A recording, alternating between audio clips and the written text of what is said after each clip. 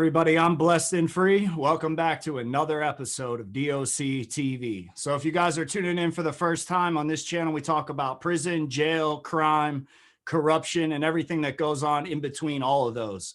If you haven't, go ahead and hit that subscribe button and go ahead and give this video a thumbs up. So this guy's been on the channel before. We did part 1 to his interview. This is going to be part 2. And the first one was fire. He went into some programs as a JIT in Florida and kind of got taken up through there. You know what I mean?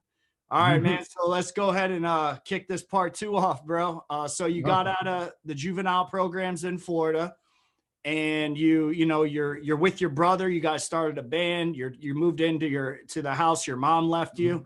Where did life go on from there, man? It was going good for a little while. Like I said, I was doing the right thing. I got a job at this shitty movie theater, so I was slanging popcorn for a little while. And so we're playing in a band on the weekends, going to touring places like Tampa, Ybor City, stuff like that. So we're drunk one night, driving like we shouldn't have been, and doing cocaine and blaring music. And some asshole on 95 turns around the wrong way into traffic and hits us.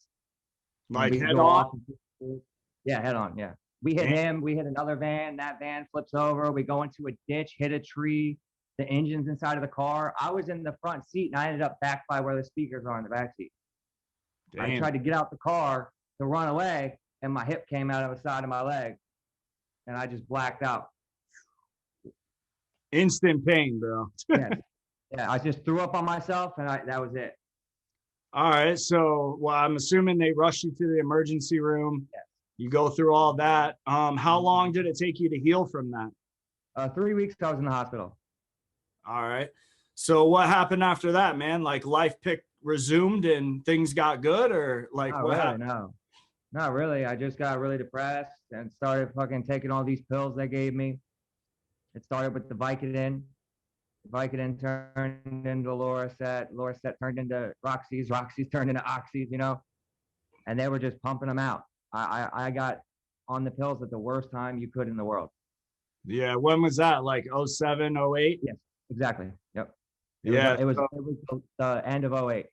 07, 08. Yeah. And if people are watching this, like I got people watching from all over the world, but a lot of people don't know that Florida was, popping in that time. Unreal. Yeah, with pill, it was nothing to make 10 grand in a week going to different doctors every day. People were coming down from Kentucky, Virginia, all that shit, coming down here to buy pills and go to the doctor and then bring them back up there and sell them for $1 a milligram. And a lot of coal miners were down here.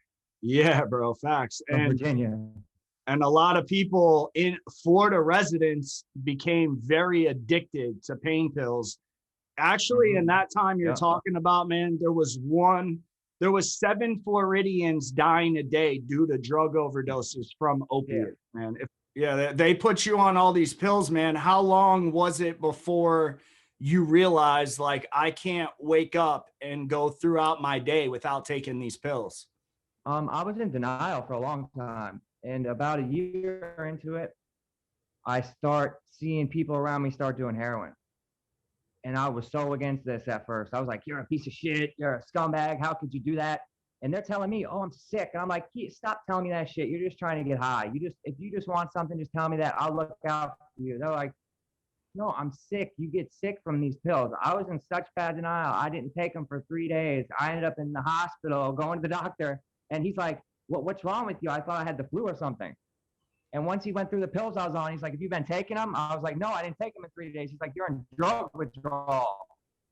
And that's when I finally realized that I finally couldn't deny it anymore, Yeah. And by that time, everyone was smoking these pills. Like, I don't know if a lot of people know about this, but in Florida, a big thing was people smoking these pills. That was a big thing. And I started getting into that. And from that led to the needle. From the needle led to heroin. And I was doctor shopping every day. I was going to a doctor. I was taking other people to the doctor, and that wouldn't even be enough. Yeah, it never is enough, bro. It becomes to a point where, like, you can have 1,000 pills. You build a tolerance, and people don't realize how many pills you can do once you're in that cycle, man. So how long was it before you got in trouble, and what happened with that? With the pills, I didn't get in trouble with the law. somehow by the love of God for some reason. But when they started cutting things back, I started moving on.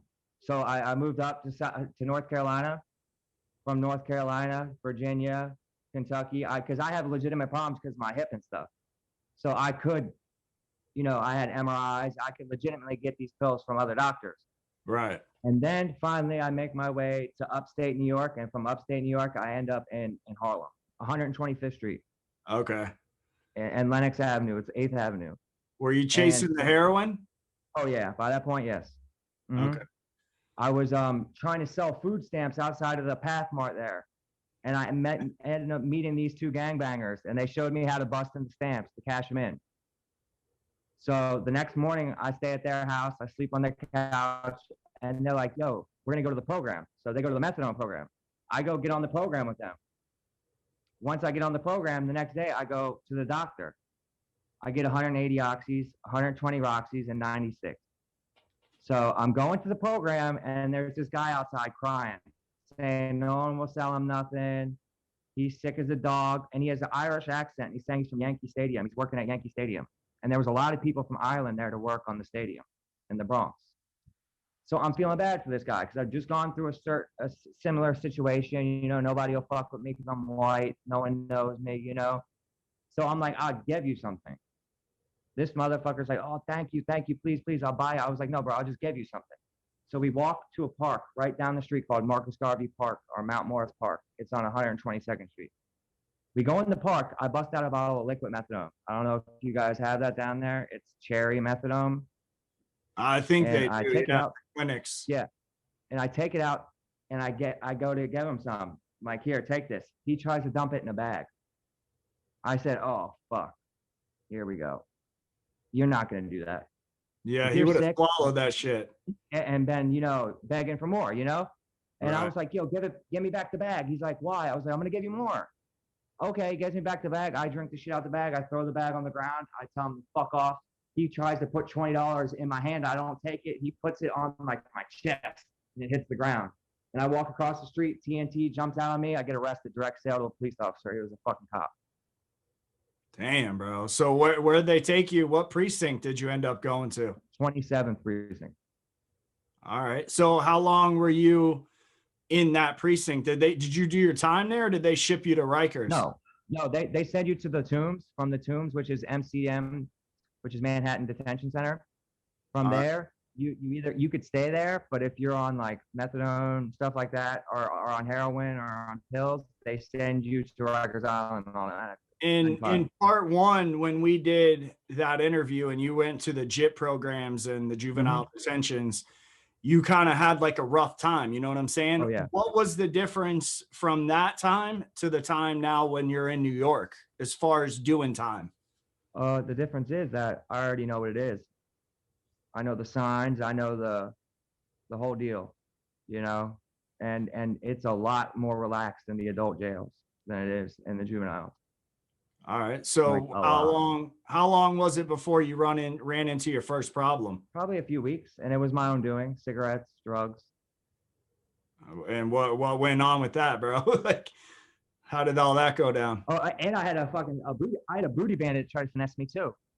Oh man. My first 3 weeks there, bro. This dude, I'm chilling with him. I got my people getting me Suboxone in because that's a huge thing there. Yeah. So I'm getting these strips. We're selling them, we're looking out for each other. He tries to get me to move to a cell. It didn't work out, thank God.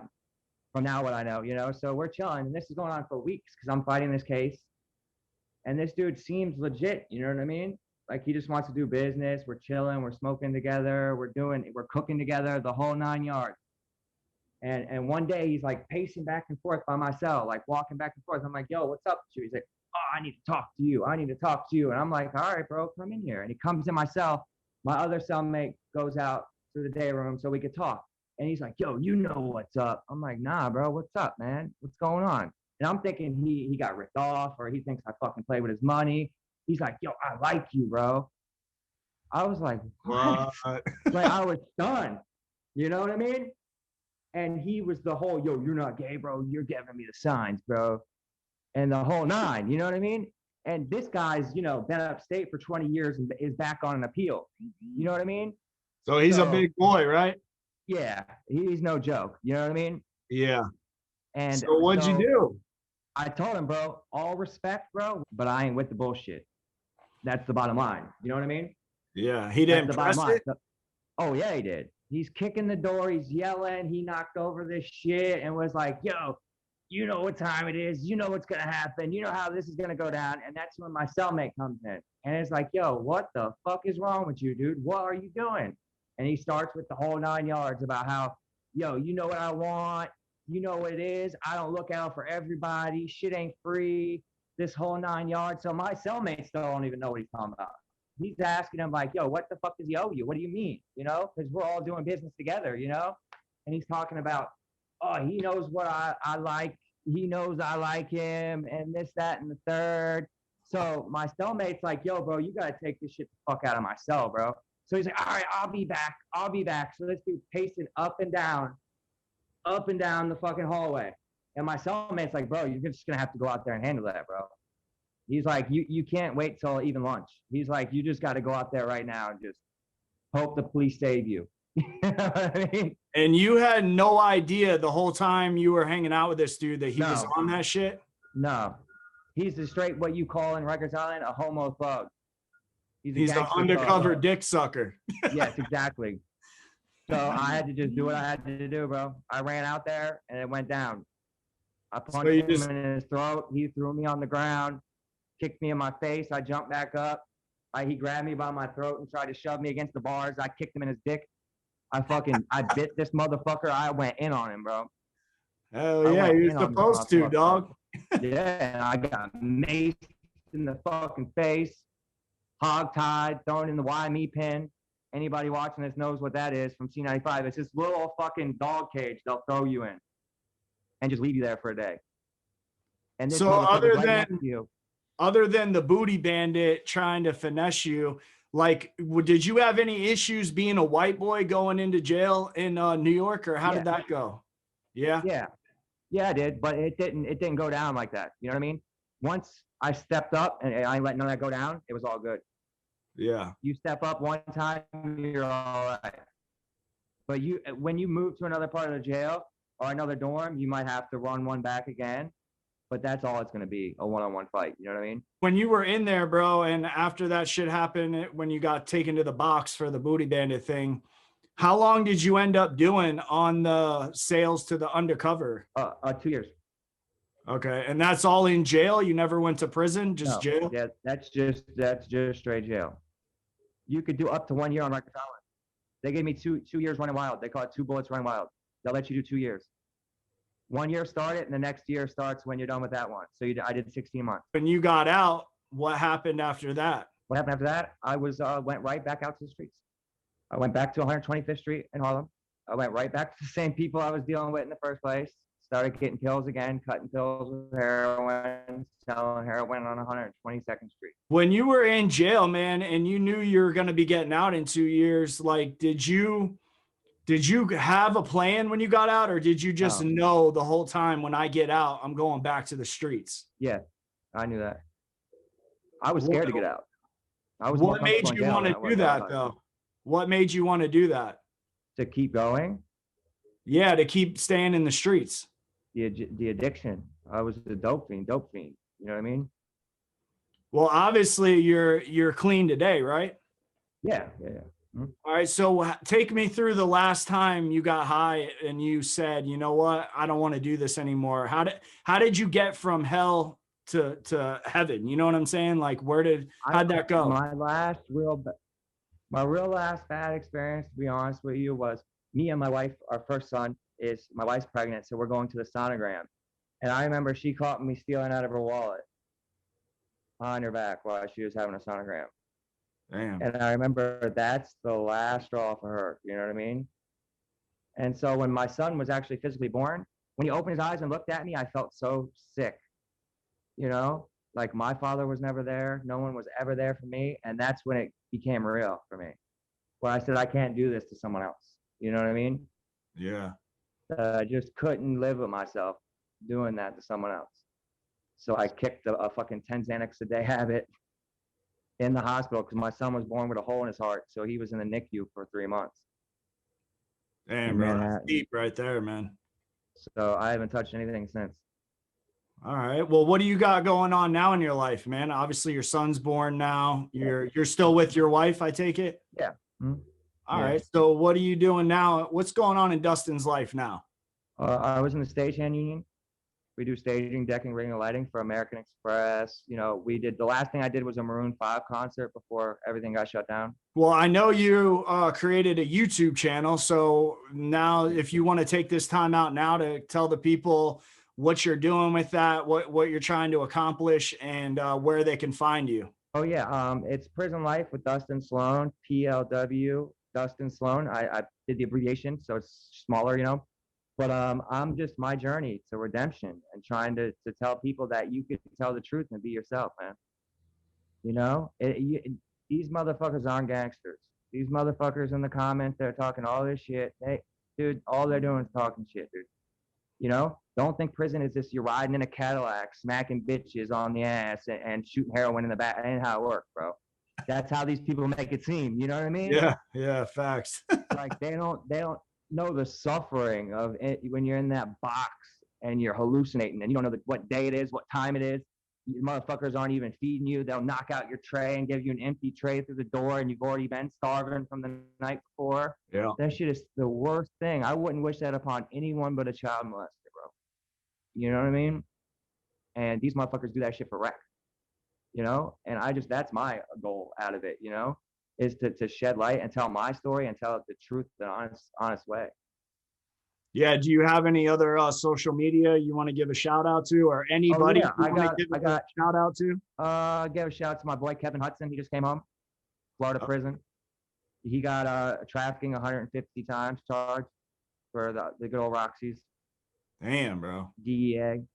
Yeah, he got a 10 year in prison, 10 years on paper. So he just came home. That's a rough sentence right there. Yeah, he's a good dude. I should introduce you guys. He's in Florida. He'd be a good interview. Yeah, man. Tell him to holler at me, bro. Well, listen, man, I just want to thank you for coming on the channel, bro. And, you know, I really respect what you said in your first interview and what you said in today's interview, because, you know, like I know, when you go to prison, you meet a lot of people. The average person that goes to prison is just a regular motherfucker that got caught up in the system and now ended up in prison. And, you know, it's not always what it seems. You know what I'm saying? And so I'm, you know, big props to you for just keeping it 100, coming on, being yourself, man, telling your story. And I think that's why so many people can relate to you, is because a lot of people go through the same shit that you went through, or, you know, when you were on the street and in prison. So I salute you, man, for being honest, bro, and keeping it real, man. So if you guys are watching right now and you haven't, man, go ahead and smash that subscribe button. And with that, it's DOC TV, and we're out.